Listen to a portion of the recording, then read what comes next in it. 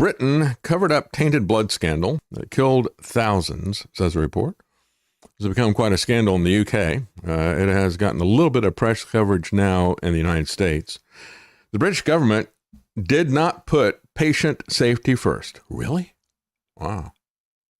Who would have thought? I'm just so destroyed. My confidence and my faith in government has just really been shaken.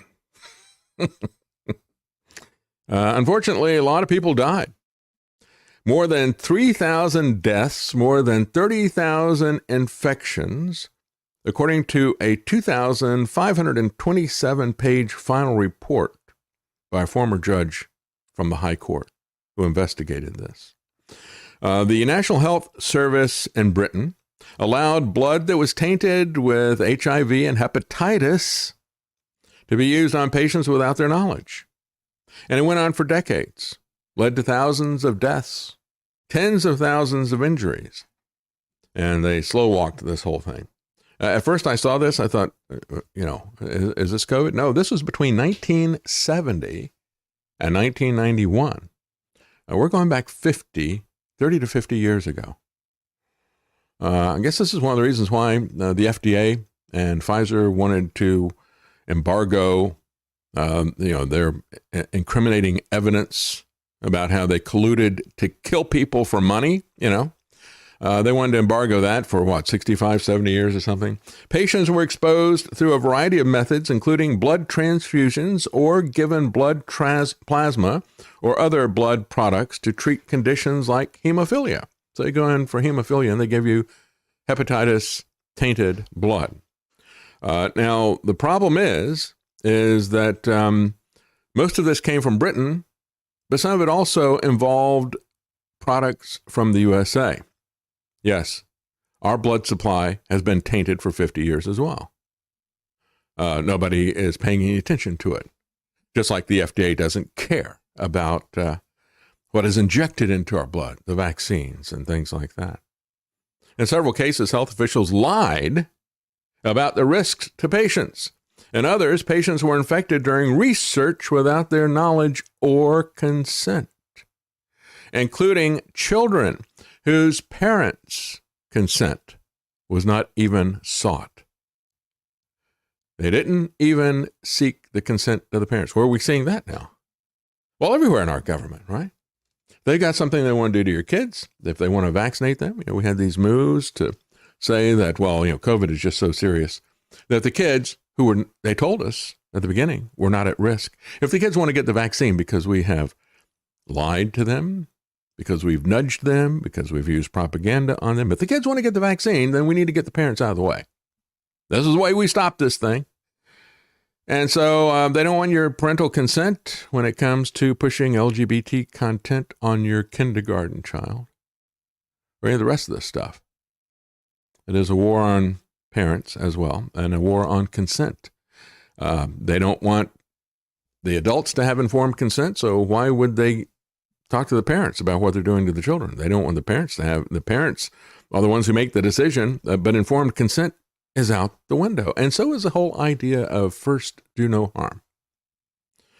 So again, some of these tainted blood products were imported from the United States, often in the form of treatment for people with hemophilia. So this judge's report, his name is Langstaff, his report found serious failures when it came to screening donors, including collecting blood from prisons and other things like that. The answer to the question, was there a cover-up, is that there has been. Not in the sense of a handful of people plotting in an orchestrated conspiracy to mislead, as we see with the COVID thing, but in a way that was more subtle, more pervasive, more chilling in its implications. In order to save face and to save expense, there has been a hiding of much of the truth, wrote the judge, Langstaff. Well, and that's part of it. Okay. And I think the truth is that when you look at these conspiracies, there's somebody that was high up that decided, well, we got to have financial, this is costing us too much. We need to look better. We need to look like we're saving money or whatever. Or we can't manage this. We know there's problems, so don't let anybody know about it. Whatever their motivation was. There's going to be some people at the very top who are going to conspire to conceal the truth from people that they should know.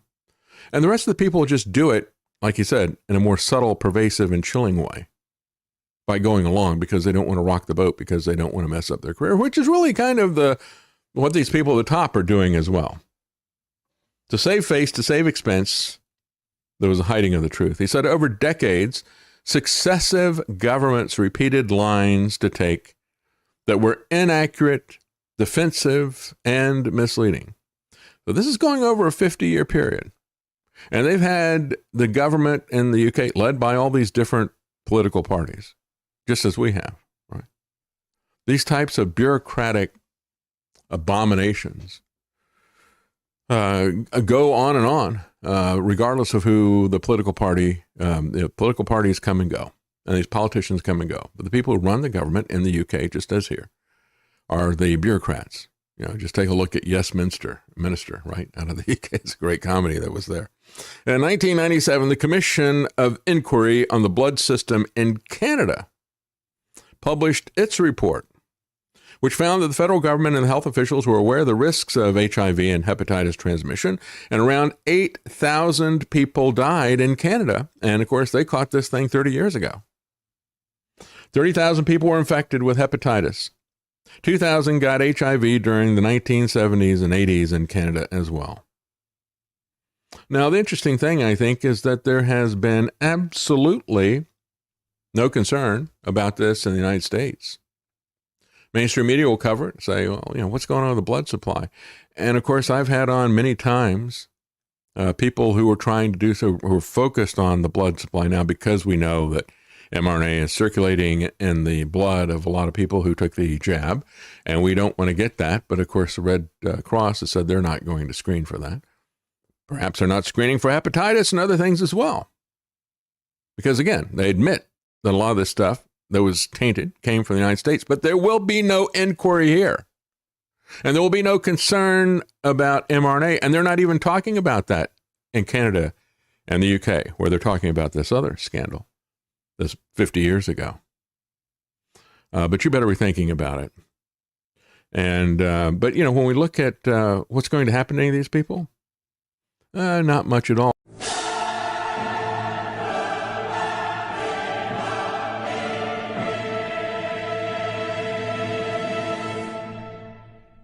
The David Knight Show is a critical thinking super spreader.